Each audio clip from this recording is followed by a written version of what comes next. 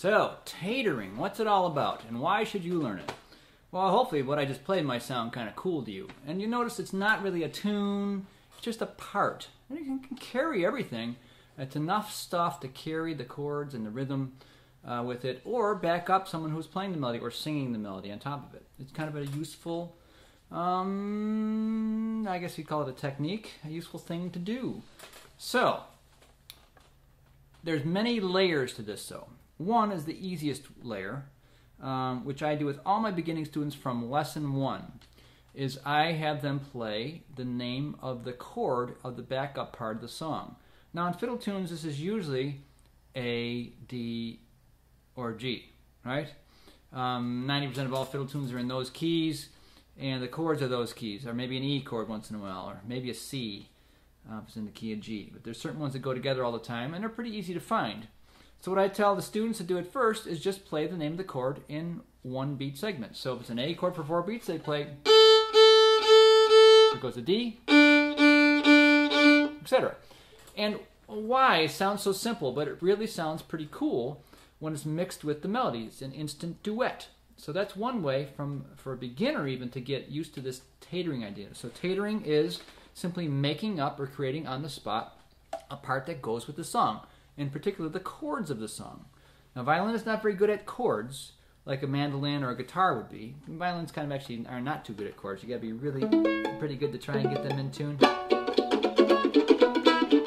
At best, it'll sound kind of like a broken ukulele, a violin. But it can be cool too.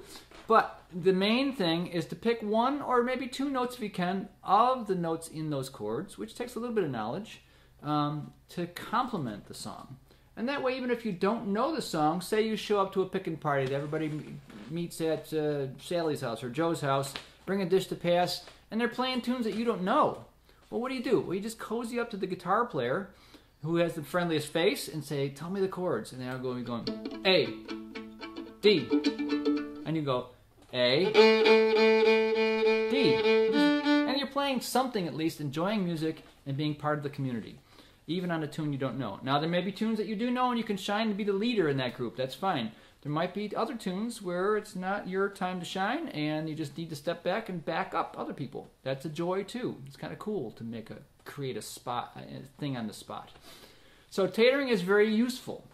It's also very cool. Once you get past the basic play the name of the chord, we can get into double strings. One of the earliest double string things I teach is Boogie Woogie. Boogie Woogie is more part of the blues and jazz, and it requires not just notes from the chord, which are usually the first note, the third note, and the fifth note of the scale, but it also uses the sixth note of the scale, which is kind of a non-threatening note as far as scale notes go. It's kind of just a sweet little addition. Let me give you an example. So Boogie Woogie in the key of D would be D, of course, with A, which is the fifth note of the scale. They happen to be right straight across from each other, open strings on the violin. Let's call it boogie. Now, if you add the sixth note of the scale, D, E, F sharp, G, A, B, 1 past 5, right? D and B1, woogie. If you just repeat those 2 things, all of a sudden you're playing the blues. A little tricky at first to have your bow on 2 strings for beginners and finger only on 1. It's a little bit of a head trip, but once you get used to it, and then add the shuffle rhythm from blues, all of a sudden everybody goes, oh yeah, cool. Do it on G. Even someone who knows nothing about music can start nodding their head along with that. So that's Boogie Woogie. And there's, of course, variations of Boogie Woogie we can get into, and sometimes I'll mix Boogie Woogie stuff in with other kind of tatering. The level 3 tatering is kind of more theory. Don't get scared. Music mechanics. You got to know the notes in every chord and pick notes that you choose on the spot to fit that chord.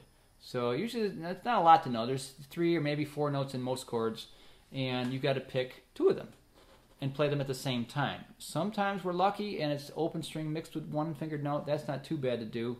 It's a little technically more tough to play 2 actual fingered notes, or double stops as they call it. That's a little harder to get in tune, a little more advanced, but that's the basics of it. So it's a lot of fun. It's very cool to do, and it's also very appropriate because nobody likes a fiddle player who's always in the lead and always never stops playing. It's good to have the fiddle, even if it's your band, it's good to have you step back and let other people play a little bit. I think it's too boring for the audience, I think. Even if it's, you know, the Geoff Perry band, which I've had. It's boring if I'm the guy playing all night and it's always in your face, always fiddle. It's no good after a while. After about 3 tunes, if I hear a band like that, I kind of phase out and start thinking about other things if I'm in the audience. So I know that other people must do the same. So it's a good thing for if you're playing in performance. Just get out of the way, and you don't have to stand there sitting on your hands or, you know, just thumb up your nose or anything. You can just you can play something lightly in the background that complements. So it's very useful. Tatering. I hope that gives you an overview. Let's delve into it in some other videos.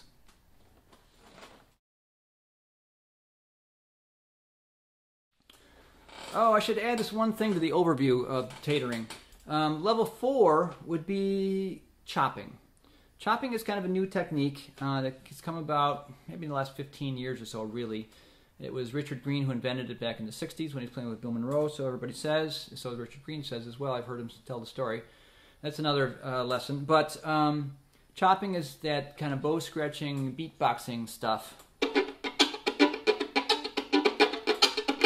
All right, but we add, when you're good at it, you add certain notes, and those notes will be the same as the tatering notes. So I'll choose notes to let them come through.